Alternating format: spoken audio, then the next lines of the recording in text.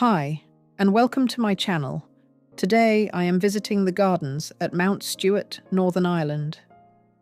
If you have a favourite National Trust property or stately home you would like to view on my channel, leave the name of the property in the comments section, and I will try and visit the most popular one suggested. Mount Stewart is a 19th century house and garden in County Down, Northern Ireland, owned by the National Trust. Situated on the east shore of Strangford Lough, a few miles outside the town of Newtownards and near Greyabbey, it was the Irish seat of the Stewart family, Marquesses of Londonderry. Prominently associated in particular with the second Marquess of Londonderry, better known as Viscount Castlereagh, Britain's Foreign Secretary at the Congress of Vienna, and with the seventh Marquess of Londonderry, the former Air Minister, who at Mount Stewart attempted private diplomacy with Hitler's Germany.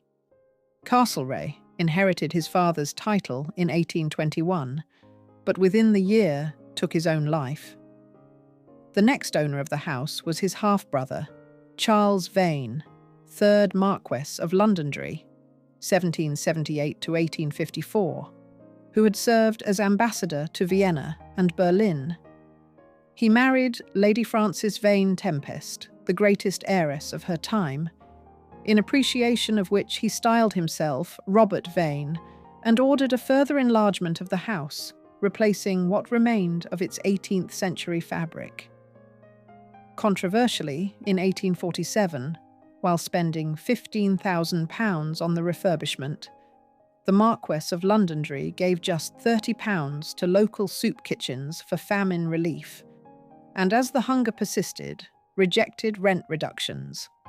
Despite reports of general distress, he insisted that only most supine and inert among this tenantry could be suffering in any serious degree under the failure of the potato. This was in contrast to his wife's management of her estate in Antrim. Even as she embarked upon the construction a castellated summer residence, Garran Tower, the Marchioness not only reduced the rents of her tenants, but in dire cases of potato blight, waived them altogether. The ancestral home of the 7th Marchioness of Londonderry, Edith Heyland Chaplin, was Dunrobin Castle in Scotland, and it was that house's gardens which inspired her reworking of those at Mount Stewart with themed plantings, the Italian, Spanish, and Mary gardens, and the Dodo Terrace with its whimsical statuary.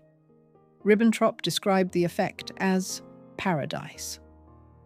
Rather than enter her gardens through a house door, she would dive in and out of a sash window, followed by her dogs, of which there were 14 at one time, ranging from deerhound to Pekingese. Lady Edith also redesigned and redecorated much of the interior, for example the huge drawing room, the Castlereagh room, the smoking room, whose mantelpiece displayed the Fahnenträger, and many of the guest bedrooms. She named the latter after European cities, including Rome and Moscow. The National Trust has operated the 50-acre property it acquired in 1977 under the name Mount Stewart House, Garden and Temple of the Winds. In 1999, the gardens were added to the United Kingdom tentative list of sites for potential nomination as a UNESCO World Heritage Site. In 2015, the National Trust completed an extensive restoration of the house and its contents and purchased an additional 900 acres, 360 hectares, of land that had previously been part of the wider estate. At the end of January 2025, the enlarged property lost more than 10,000 trees to the hurricane-force winds of Storm Eowyn. The losses included mature trees with veteran qualities and significant histories. The present house is largely a legacy of the 3rd Marquess of Londonderry, who, beginning in the 1830s, refurbished and extended the original 18th century structure along neoclassical lines. The main entrance was shifted to the centre of the new north facade, with a large Ionic columned porte cochere. 2 domes were introduced, one placed in the centre of the roof to light the new full-height main hall, and another to light a full-height room to the immediate south of this. Portions of what are now Lady Londonderry's sitting room, the music room, the Castlereagh room, and the staircase were left untouched, but a new suite of rooms was added. Of these, the principal is the drawing room, which looks out onto the main gardens and, before the building along the shore of the A20, would have had a view of Strangford Lough. The house's private chapel, with stained glass windows and Italian murals, was added after the death of 3rd Marquess in 1854 and in his memory. The National Trust refurbishment, completed in 2015, sought to restore the interiors to how they appeared in the 1950s, when the house belonged to Lady Edith, the 7th Marchioness. An exception is the Ionic columned octagonal main hall, where the checkered stone floor laid by the 3rd Marquess has been uncovered and restored.